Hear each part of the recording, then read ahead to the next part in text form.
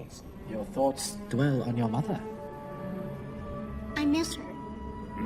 Afraid to lose her, I think. What has that got to do with anything? Everything. Fear is the path to the dark side. Fear leads to anger. Anger leads to hate. Hate leads to suffering. How to be fear. Follow your commitment to be able to let go. Disclosure.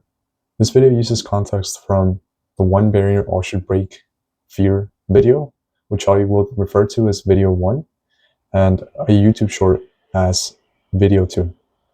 To be able to be fear, you must be able to let go of what you desire or to address the implication fear communicates head on. A few of the most common fears and perhaps most powerful fears are the fear of poverty, the fear of loneliness and despair, the fear of loss of health, and I would say the ultimate fear being death and suffering. While tackling these fears might seem daunting, they aren't as difficult when you find yourself and fully commit to yourself and your cause, regardless of the force in front of you, as I mentioned on video 1. This is because when you commit to your cause, no matter the suffering, you will find it to be worthy, and therefore no amount of suffering will be able to shake you from your commitments, right? That is what you would be living for. With this mindset, we are able to fight against fear and its implications. For example, against the fear of poverty. What is poverty? Poverty is lacking sufficient money to live comfortably or normal in a society.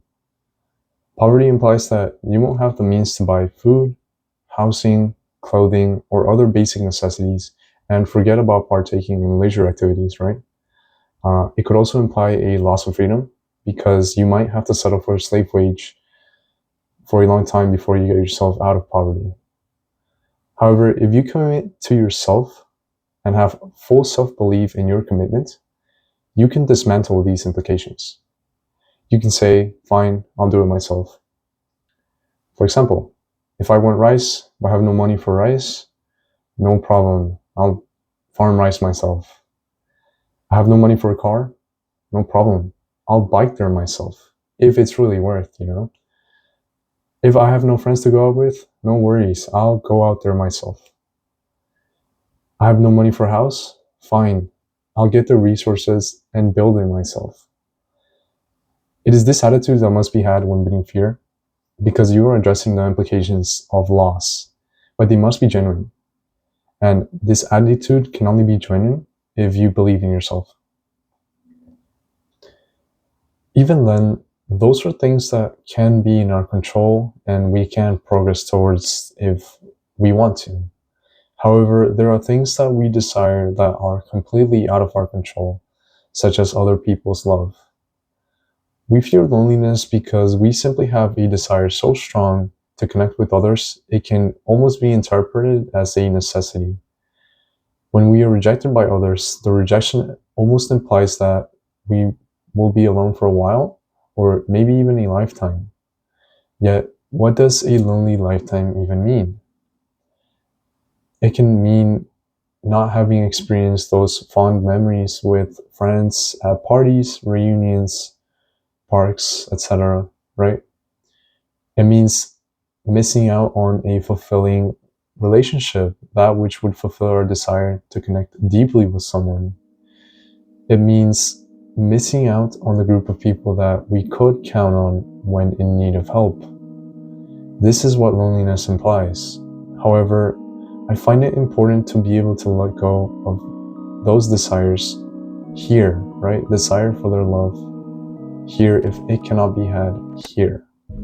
As I imply in video 2 and video 1, it might be best to think that this place or area, the one that we are in, might not be meant for us, right? And that we ought to look elsewhere. Elsewhere meaning another city, right? Another state, another country.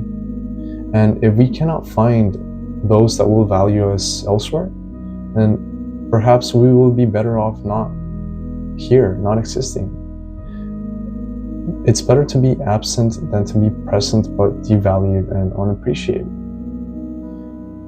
Being able to perceive a universe that will value us and holding true to this vision, even if it is only found in a completely different reality, is what allows us to depart from the places that do not value us.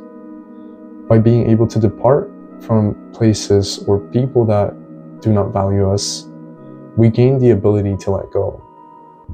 By being able to let go, the fear of losing them or that thing vanishes. In essence, committing to yourself and your cause will allow you to tackle the implications of fear and value yourself. If you can value yourself, then you will not allow your presence to be devalued or disrespected. And so you will be able to fight, walk away, or let go, even if it means letting go of this life. In my opinion, this is the best path for a soul, as a soul chained by fear cannot flourish. On the other hand, a free soul is the most beautiful thing a soul can be. This was part 2 on how to be fear.